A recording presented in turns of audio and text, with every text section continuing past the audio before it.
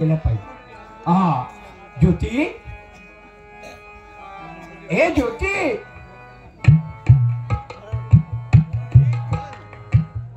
वाड्यात कोण आहे का? कोण आहे बाहेर? मी प्रवासी आहे। प्रवासी, या आतमध्ये या। नमस्कार। तुम्ही आम्हाला ओळखलं नसेल? नाही। कसं ओळखला? कधीच पाहिलं नाही। कधी तुमची भेट झाली नाही। बरोबर, तुमची माझी ओळख नाही, मग कसं ओळखलं? आहे का नाही? आम्ही सातारचे बाबासाहेब सावकार। काय? सातारचे बाबासाहेब सावकार? हो। नाव ऐकून होत, पण आपल्याला कधी पाहिलं नाही। वा, तुमच्यासारख्या थोरा मोठ्याचे पायाच्या ह्या वाड्याला लागली, आम्ही भाग्य समजतो। वामनराव बडेकर आपणच ना? ठीक आहे, बरोबर। या देहाला वामनराव बडे म्हणतात। बडेकर आमचे काय सातारा एक महत्वाचं काम कोल्हापूरला होतं, म्हणून महत्वाच्या कामासाठी आम्ही कोल्हापूरला आलो होतो। परंतु बडेकर दिवसभर कोल्हापूरमध्ये फिरलो, पण काम झालं नाही। नवे स्वरूप थांबलो होतो, रात्र झाली, जायचं कुठं? कोल्हापूरमध्ये पहिल्यांदा झाल्यामुळं राहायचं कुठं? जेवण करायचं कुठं? एक रात्र मुक्काम करायचं कुठं? हा प्रश्न पडला। विचार करत बसलो तो। एक 2 माणसं रस्त्याला सांगितलं, त्यांना विचार, नमस्कार पाहुणं म्हणलं, मी नवीन माणूस आहे, तेव्हा आपल्या कोल्हापूरमध्ये एक रात्र मुक्कामाला जागा मिळेल का? जेवणा खाण्याची सोय होईल का? ती म्हणजे, पाहुणा असं करा, तुम्ही दुसरीकडे पुढे जाऊ नका, तुमचे पैसे जास्त जातील, तुम्ही नवीन माणूस, तुम्हाला बघितलं त्या माणसाला ओळखतील, पैसे तुमच्यावर काढतील, तेव्हा असं करा, आमच्या कोल्हापूरमध्ये एक वामनराव बडेकर नावाचा माणूस आहे, त्या बडेकरांच्या घरी जावा, तुमची जेवणा खाण्याची, एक रात्र झोपण्याची सगळी काही व्यवस्था तुमची होईल आणि पैसाही जाणार नाही। आता मला पडला प्रश्न, मी नवीन माणूस, रात्र झालेली, जाणार कुठं? त्या बडेकरांचं घर कुठं ओळखणार? बरोबर आहे। त्यांना विनंती केली, पाहुणं म्हणलं, एक काम करता का, मी नवीन माणूस आहे, त्या बडेकरांच्या वाड्यापर्यंत घेऊन आम्हाला सोडा। ठीक आहे म्हणजे चला। त्यांनी या वाड्यापर्यंत, तुमच्या वाड्यात, त्यांनीच आता वाड्याच्या बाहेर मला आणून सोडलं आणि ते निघून गेले।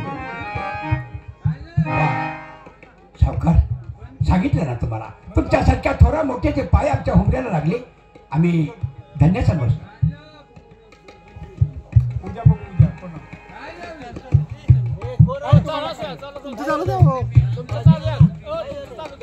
सावकार,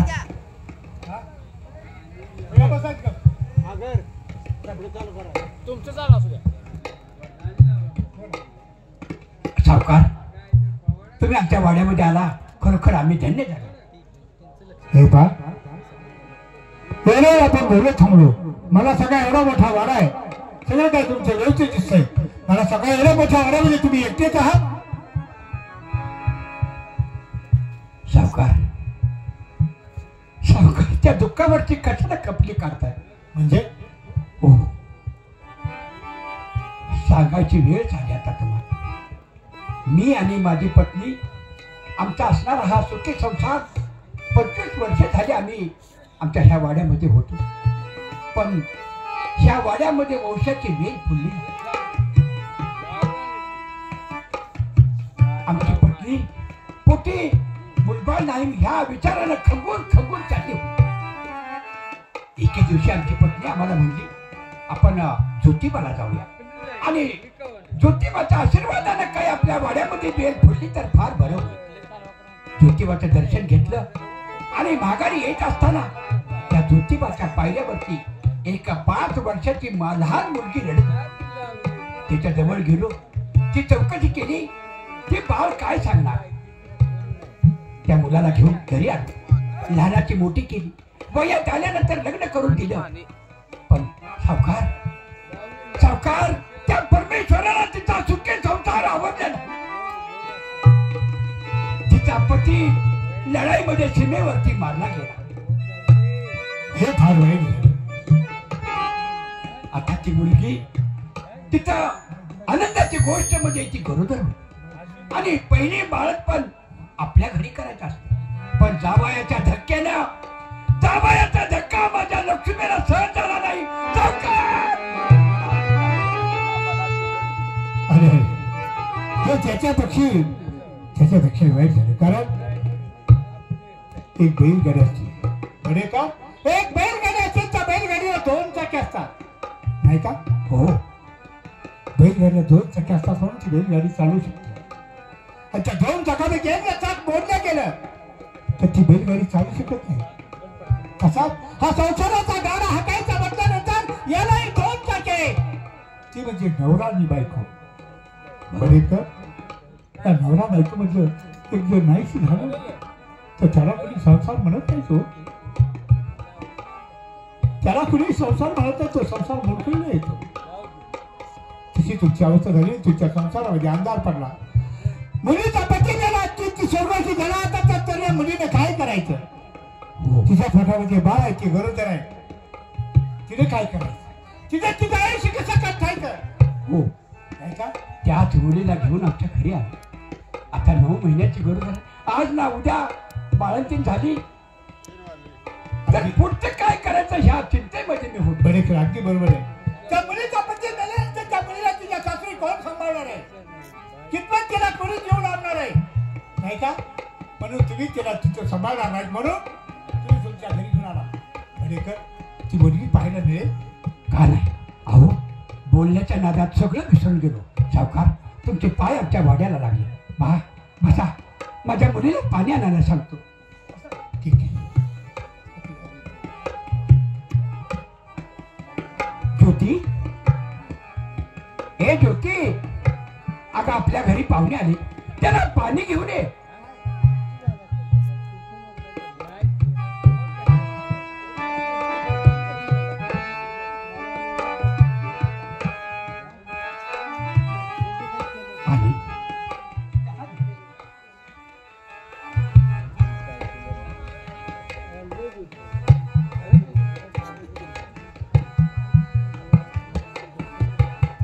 हे काय, त्या गोसाव्यानं सांगितलेली गोष्ट खरी. हीच ती मुलगी, या बडेकरांना सापडलेली मुलगी गर्भ आहे. आणि या मुलीच्या फोटोचा गर्भ आमच्या स्थितीचा वारस होणार आहे. ठीक आहे, जरा डोक्याचा वापर केला पाहिजे.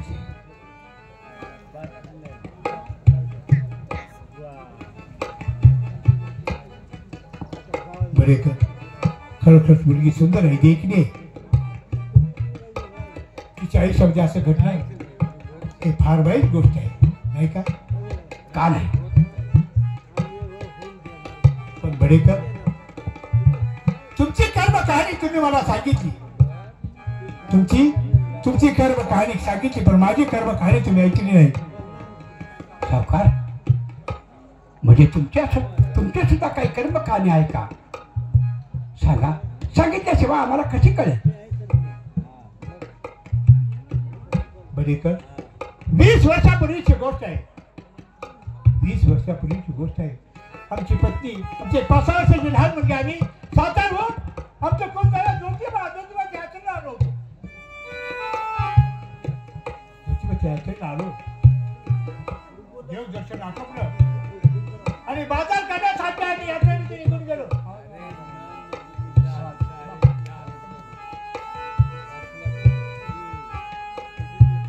काय झालं माहित आहे. काय झालं. त्या पायऱ्या उतरत आम्ही यात्रेमध्ये निघालो. खूप माणसाची खेचाखीची गर्दी होती.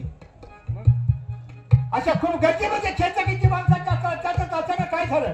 काय अचानक आमच्या लक्ष्मी हाताच्या लहान मुलीचा हात होता, सुटला गेला. लहान मुलीचा हात आमच्या लक्ष्मी हातात सुटला गेला. त्यामुळे माझ्या आईच्या चारावर गेलेला त्यांची तर शांत झाली.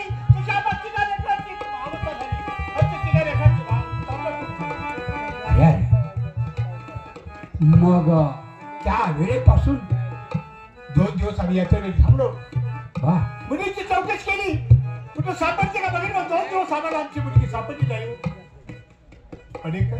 नर्वस होऊन आम्ही घरी सातारला परतलो.